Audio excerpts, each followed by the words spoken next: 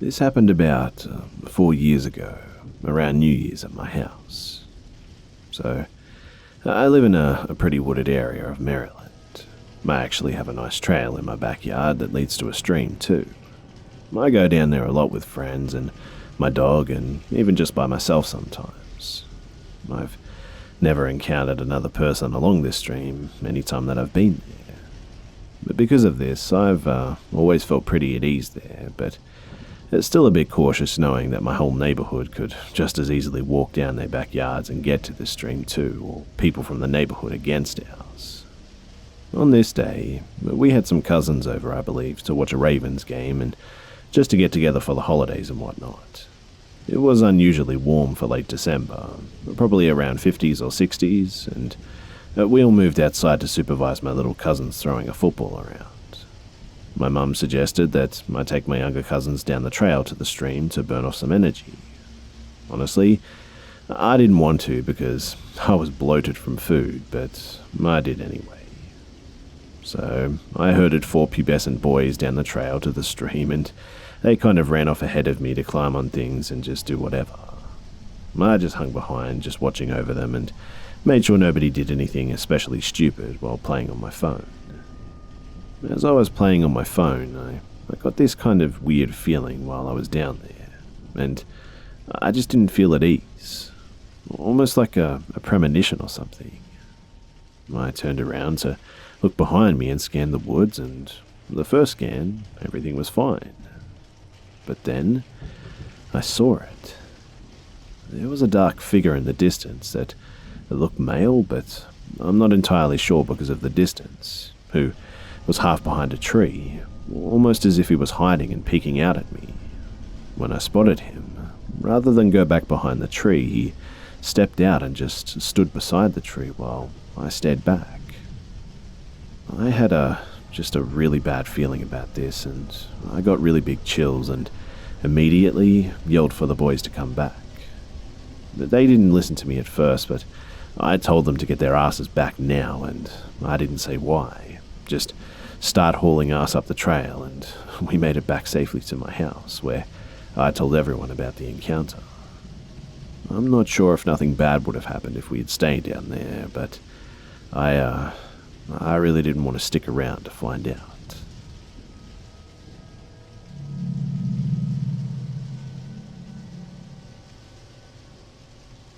This happened when I was in my early teens in the late 80s.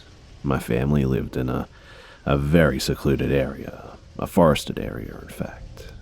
We had a long driveway, and our small home sat on a square acre of mowed grass with woods on both sides. I was alone one night, just talking with a buddy from school, and I often rode my bike to town over the summer, and he invited me to come over and spend the night.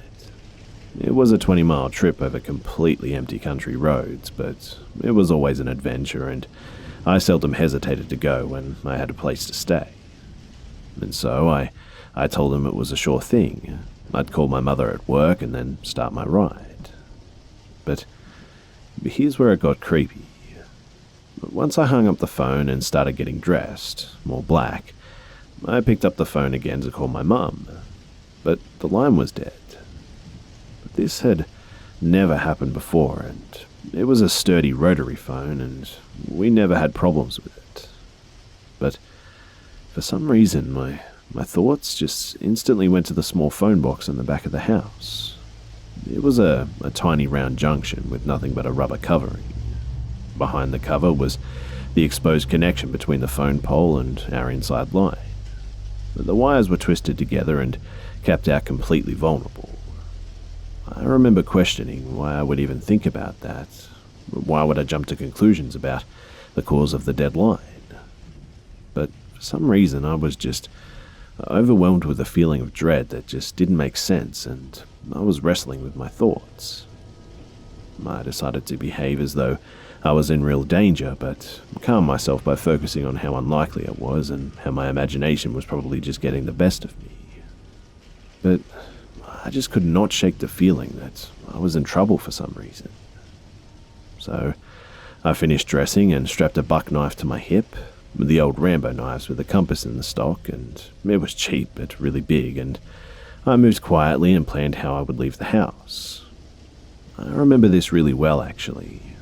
I would slide out the front door and pull it closed behind me, locked, and I would not be able to get back in.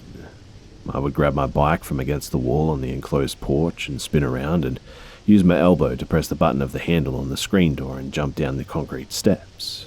I'd hop on my bike and speed down the drive. And so, with the plan in mind, I got to it. It was really dark outside, but there were bright lights in the front and the rear of the house that created big pools in the yard. And that's all the light that I had. I executed my maneuver just as I planned, but unfortunately, my elbow slipped off the button on the handle and banged into the door as it opened, and within seconds, I was pumping down the gravel drive. I turned my head to the left, filling my ears with the roar of the air I was cutting through, and stopped pedaling, my eyes fixed on the rear of the house. Again, I'm not really sure why, but I was 100% sure that someone was coming. I don't know how or why I was thinking this. It was only a moment, but I didn't look away despite my own skepticism. And at the last instant, I saw him. A man wearing dark clothes and a ski mask came tearing out of the lit yard around the back of the house and plunged into the deep shadow along the side, heading for the front, where I had been only seconds ago. I was invisible, wearing black from head to toe, and instead of running straight for me, he went for the porch where the commotion I just made had come from. I turned forward and leaned into the pedals. I could barely see the driveway, but I had ridden my bike down it many times at night, and I could make out the large stone gate post before the dirt road. I almost wrecked turning the corner, but recovered and sped it away. About a mile further, I finally stopped at the intersection to a paved road. My heart was pounding in my chest and my forehead was sweaty. I stood there for a bit and got my breathing under control while I tried to digest what had just happened. My thoughts were racing because I knew damn well what I just saw, but I was finally out of danger. And all I could do was press on. My neighbors were Amish, so they had no phone, and I wouldn't have known what to say anyway. But when I got to my friend's house much later, I told him what happened and called my mother. She listened and didn't give me a hard time, but I could tell that she didn't know what to think. She wouldn't be home till morning anyway, and she said that she'd be careful. And that was it. I had heard a laughter once from the edge of the woods and things in the yard that had been moved on occasion, but no one else had these experiences, and I assumed it was just backwards Amish kids fooling around or something. Nothing had ever really happened before, but I doubt Amish kids would know how to disconnect a phone line, though. Whatever happened, and whatever all these strange occurrences came from, I think that there was something more sinister going on.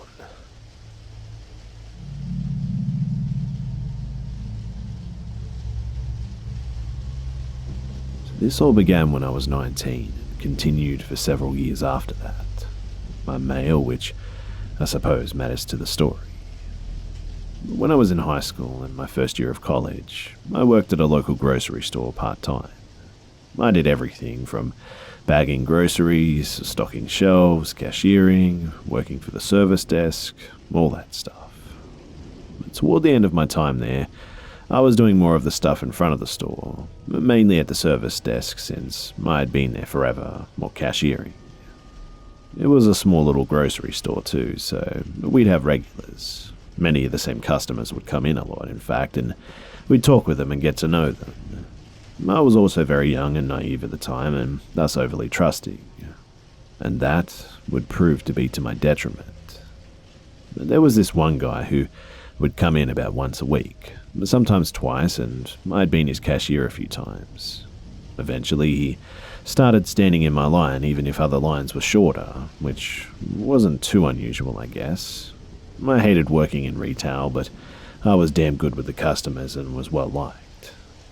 The only odd thing, though, was that generally the people who would do this were older, the 60s or 70s at least, I'd say, and were usually ladies, whereas this was a guy who had to be at most in his 40s.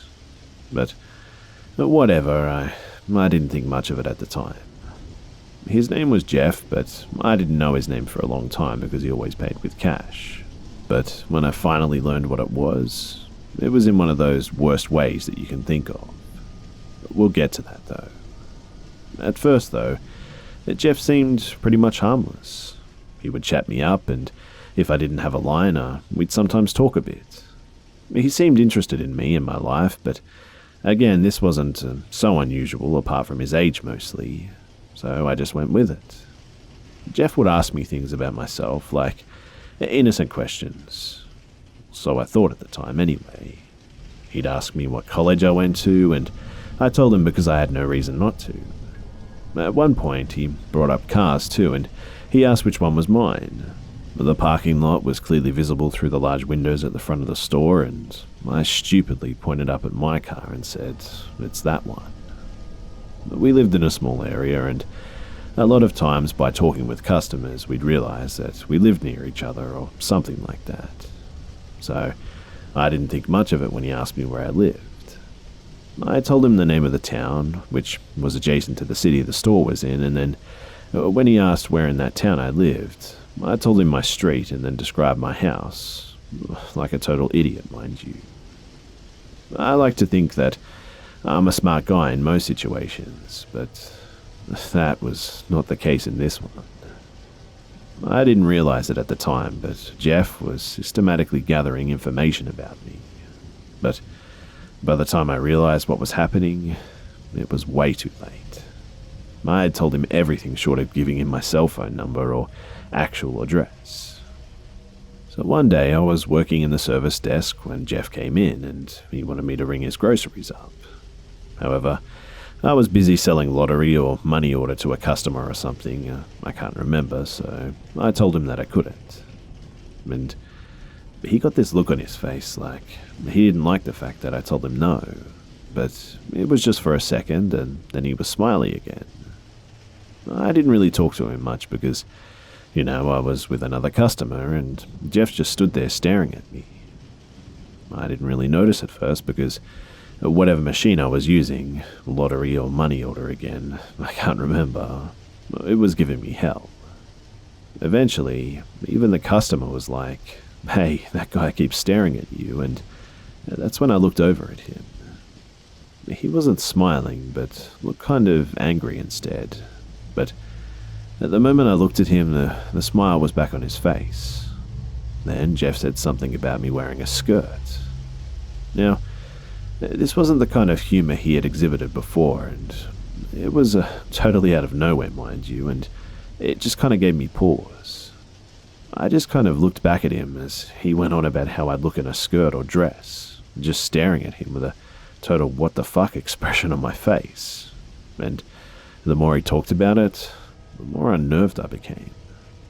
Another co-worker, Miranda, was in the service center with me, and she and the customer, as well as another nearby cashier, were all giving him what I presume were the same identical "what the hell is happening" expressions. He wasn't stopping though, so I realized that I had to say something to just make him stop, and I couldn't even pretend to be humored by it when I told him, "I don't know what you're talking about. You'll never see me in anything but this uniform." My tone was serious, and he knew that I wasn't amused. The smile was gone, and I saw something on his face that I had never seen before. It was anger, yes, but it was also humiliation, and he did not like it one bit.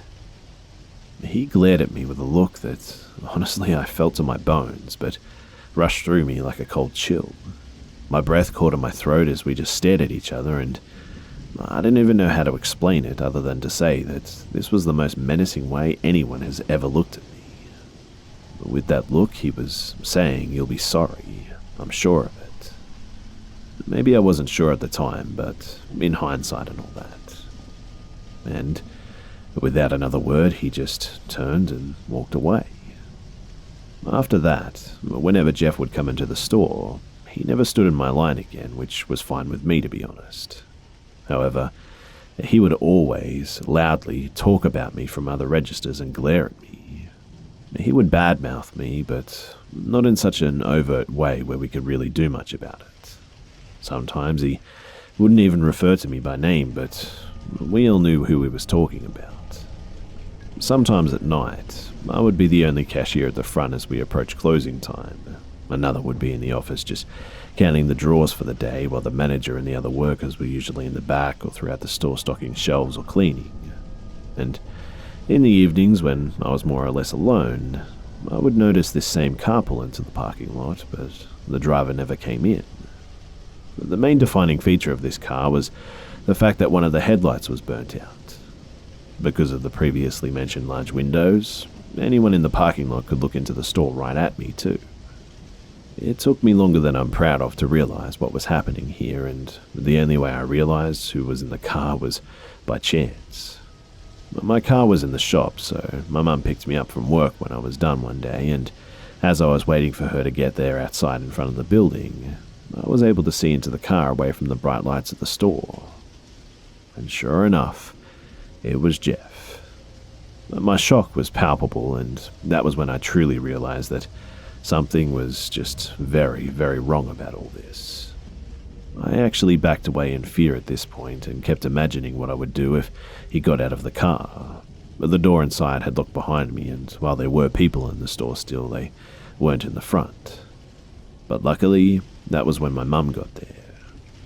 I didn't tell her because my story would only worry her, so I just kind of let it go for the time being. But everyone at the store knew about Jeff before long, and it got so bad that when he would come inside, everyone would instantly tell me to go into the back, and they would page me overhead when he left. I mean, everyone, even the managers. We all knew, and we were all pretty creeped out. A lot of the times that he would come in, and when he didn't see me, he would just immediately leave again too, or so I was told. I remember once we didn't notice him walking in though, and by the time that we realized, he was almost to the doors. Another cashier, Laura, saw him and looked scared. Now, Laura wasn't the easily rattled type, but this guy had all of us on edge, mostly because they were afraid of his weird fascination with me. She urged me frantically to hurry and get in the back, and I hadn't noticed him just yet and was confused, and I started to ask her why, but before I could finish, she said, "Just go." I clearly remember this moment too, these few seconds between the time that she said that and the time that I saw him walking through the door when I realized what was happening. Jeff saw me before I rushed into the back, and I was so unnerved that I locked the back door of the loading dock, worried that he'd come looking for me back there. When he was gone, Laura called me back up, and she just couldn't even say anything.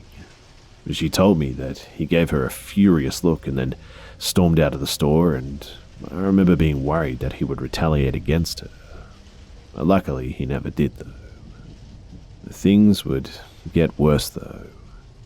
I began seeing Jeff around town, like when I would go to the movies, to various stores, gas stations, the mall, and even the bank once. Just a couple of these times might be a coincidence, I admit, but this was happening a lot. Plus, it was Jeff, so I knew it was much more than that. But I had no proof that he was stalking me at this point, and still didn't tell my parents. At the time, I was in college, and I lived at home and commuted to school, and I would often be there until after dark. By this point, it was winter too, and got dark early. There were times when I would pull out of the school parking lot, and very shortly after that, I'd see a car behind me with just one headlight. Once or twice, again, could just be a weird coincidence, but this was happening probably once a week at this point. And I still didn't tell my parents, even though I was pretty sure it was him. Then one night, when I was walking out of school into the naturally dark and deserted parking lot, I saw a car parked in an empty part of it with the headlights off. I didn't think anything of it until the lights came on and there was only one headlight again. I knew immediately that it was him, and I sprinted to my car, threw my shit into it, and got the hell out of there. After that too, I started walking out with either security guards or friends when I could, and a couple of times I thought I saw his car, but he never put his lights on unless I was alone. He would never approach me or drive toward me or anything during these times too. It was like he was taunting me or something. It was like he just wanted me to know that he was there, that he knew how to find me or something. This continued even after I quit working at the store. I became a tutor at school instead, but his stalking, because that's what it was, and I knew that for sure now, didn't cease. On one occasion, I was at a friend's house after dark, and then I drove home, but I was almost there when I realized that I had forgotten something. Instead of pulling around and into the driveway, I was going to just loop around the street because it was easier, so I drove past my house. This particular night, I was home alone. Both my siblings lived elsewhere, and my parents were out, so the house was dark. There shouldn't have been anyone in the driveway because I'd just spoken to my parents and they were nowhere near my home. But when I drove by, I saw the dark shape of a car and taillights. Sometimes people turn around in our driveway because it was so big, so I thought that maybe that was it, or maybe someone had car trouble or something. But then the car pulled out of the driveway after me, and I looked in my rearview mirror and saw it. The car had only one headlight, which means that this fucker was at my house and had been waiting for me. He followed me for a while too, and I couldn't go home, and I also didn't want to lead him to my friends' houses, so I drove back to the store I used to work at, rushed inside, and looked out the windows to see if he followed me. Miranda was working the night and asked me what was going on, and I just couldn't even speak. All I could do was look at her, and she knew. Her eyes got wide, and she couldn't speak either.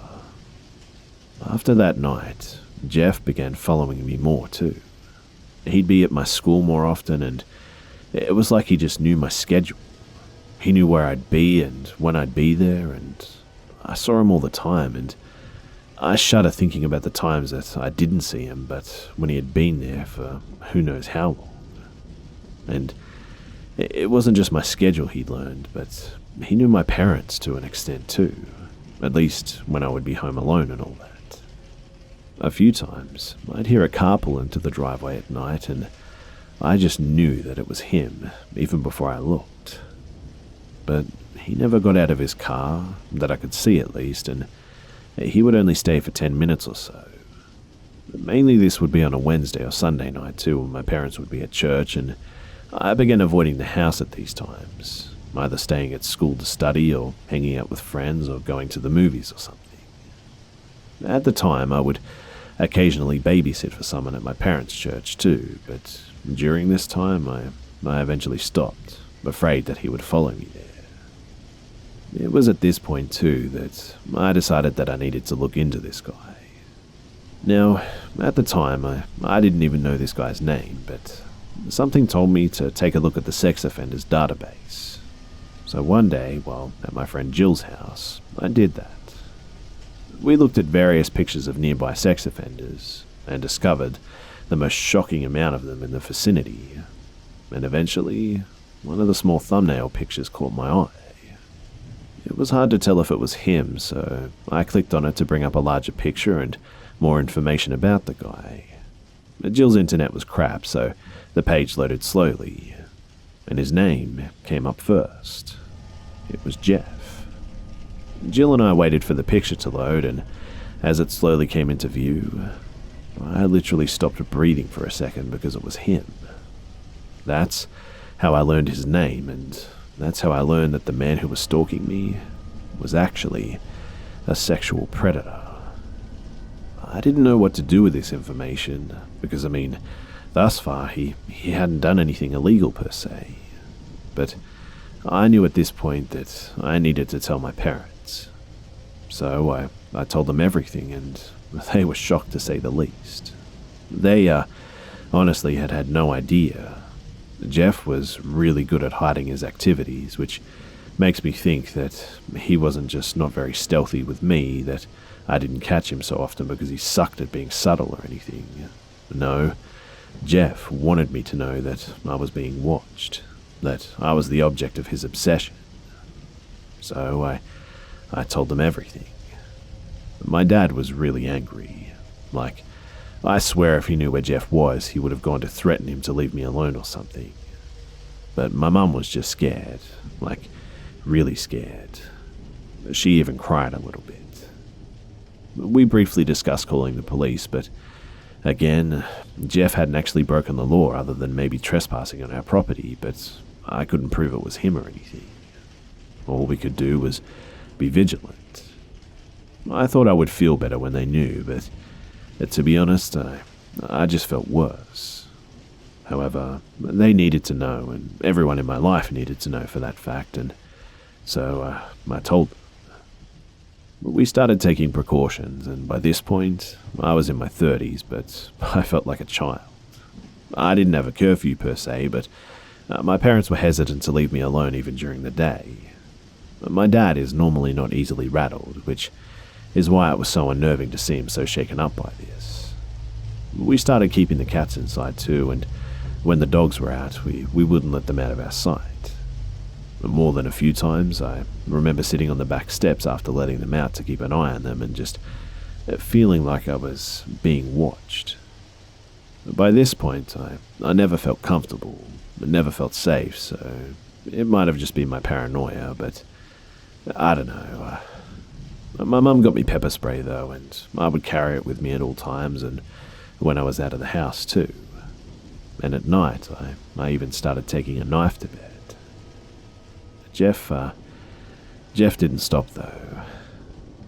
I remember one time I was at a friend's apartment, and while she was in the bathroom, her front door started rattling like someone was trying to open it. Luckily it was locked, and before she even got out of the bathroom, it had stopped. I didn't tell her at first because, well, she wouldn't be spending the night there, so she wouldn't be alone. After that, I just stopped going to friends' houses. I stopped going anywhere if I could help it, especially alone. This whole thing just went on for years too. I was out of college and it was still happening too. For at least 5 years this went on, and when I moved into my first place on my own, I was really scared. But I'd been seeing him less and less, and I didn't want to live with my parents forever. Things went fine mostly, and there would be weeks and then months in between Jeff's sightings. And then one day I saw him at the store and I left right away, not wanting him to see me. I didn't think he did, and I made a few more stops before heading home, and that's when I realized that I shouldn't let myself get complacent about this situation. I always made sure my doors and windows were locked when I wasn't home, and even when I was sometimes, especially at night or if I just had a bad feeling or something. I'd been doing this since even before the Jeff situation began, so that was how I knew that there was just no fucking way that I left my door not only unlocked but slightly open. This just wasn't right, and I know I should have called the police, but I was feeling brazen. I think I was so tired of feeling like I just wasn't in control that I was trying to take the situation back into my own hands. So when I saw the door like it was, I readied my pepper spray and headed inside, and then went to the kitchen and grabbed the knife and went around my place and checked every closet, checked under every bed, checked everywhere someone could be hiding, but luckily no one was there. That was a truly terrifying experience, I must say. I just kept expecting him to pop out of some hiding place or something, but he never did. Jeff wasn't there. I still couldn't sleep there that night though, and I didn't want anyone to know, so I got a hotel room for that night. For a long time, I never told anyone about this incident because this was a clear line that Jeff had crossed. I had no proof that it was him, but I knew that it was.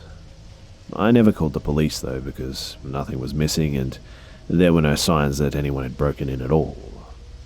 But I knew that he had been there.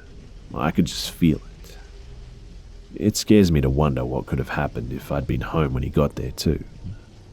Unless you've been through something like this, you can't know what it's like to go through this sort of experience. How it just wreaks havoc on your psyche, how it shatters your trust and your sense of safety. But these are things you just don't really notice until they're ripped away from you. But there's this feeling of security that I've lost, and I don't think I'll ever get it back.